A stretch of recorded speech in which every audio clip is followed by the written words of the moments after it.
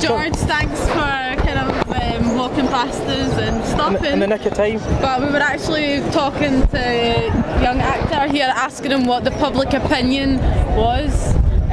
When you are out in the streets, is it positive, is it negative, is it mixed emotions? What do you think? Oh, well, definitely mixed. I mean, you can't be loved by everybody. That would be a very odd polity if that were the case. But bear in mind, I only need 5%, and I've got much more than 5% of the good feelings of people in the streets. If that turns into votes, then I think I'll have... Hi, thanks boys. If that turns into votes, then I feel that I'm definitely going to win. But of course, if it's only smiles, if it's only waves, as in many cases, of course, it will be, then of course it might be tight. All I'm prepared to say at this point is this: we're definitely going to get thousands of votes. How many thousands? I can't say.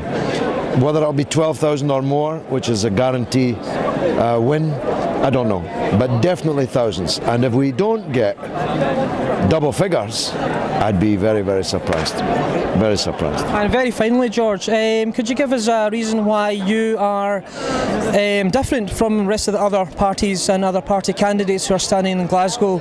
And for people who are on the fringes, who have been yet undecided on how they're going to vote, how would you persuade them to vote for you and for Coalition Against the Cuts? Well, what I think is very widely felt in the whole country, across all political points of view, is that the Scottish Parliament is really a very low-grade affair.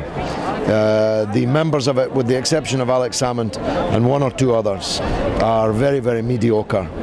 So the first thing that will change if I get in is that there'll be one less mediocre member of Parliament and one more who can string two words together, who can argue a proper political argument, either on the television, on the streets, or on the floor of the Parliament itself. And thirdly, people who are currently not spoken up for in the Scottish Parliament will suddenly find a voice. Nobody speaks for the workers in the Scottish Parliament. Nobody speaks for the poor, for the unemployed, for the disabled, for the people that services are being butchered. Nobody speaks for them. But they will if we get in, because we'll be a voice that cannot be ignored. I'm not saying we can create jobs, build houses, save services. I'm not saying any of that. Depends how many of us get in, the impact that we'll make. But the one thing I'm promising is this, that everybody will know exactly how things really are in Glasgow if we get elected.